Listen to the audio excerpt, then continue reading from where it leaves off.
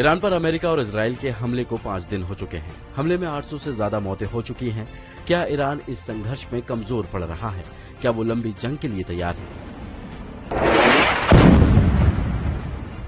इन सवालों पर दैनिक भास्कर ने ईरान के थिंक टैंक डिप्लोमेटिक हाउस के डायरेक्टर हामिद रेजा गोलमजादेह से बात की। अभी ईरान में हालात कैसे हैं?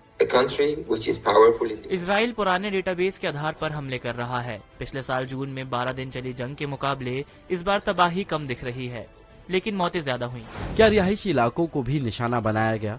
हाँ, कुछ मस्जिदों और स्कूलों पर हमले हुए हैं। इसमें 158 बच्चियों की मौत हो गई।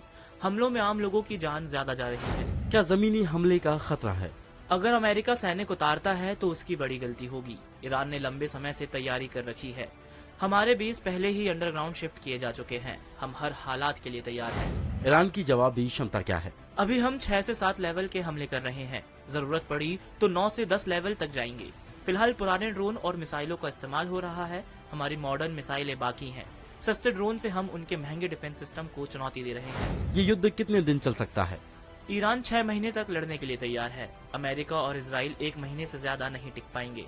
उनका डिफेंस सिस्टम हर दिन कमजोर हो रहा है। अमेरिका और इजराइल का दावा है कि ईरान के आसमान पर उनका कंट्रोल है। वे हवाई बढ़त का दावा करते हैं, लेकिन हमने उनके बेस और रडार सिस्टम को निशाना बनाया। कतर, सऊदी अरब, यूएई और बहरीन में मौजूद अमेरिकी ठिकानों पर हमले हुए हैं। अमेरिका ने इसी रीजन से अपनी नौसेना हटानी शुरू कर दी है। क्या अमेरिका ईरान में सत्ता बदल सकता है? जनवरी में अशांति भड़काने की कोशिश हुई थी, लेकिन वो नाकाम रही। उनका अंदाजा है कि 80 से 85% लोग इस्लामिक सत्ता के खिलाफ है, लेकिन ये गलत है। ईरान को भारत से क्या उम्मीद है? भारत की मौजूदा राजनीति इजराइल की तरफ झुकी हुई है। इसे संतुलित होना चाहिए। भारत को निष्पक्ष रुख अपनाना चाहिए।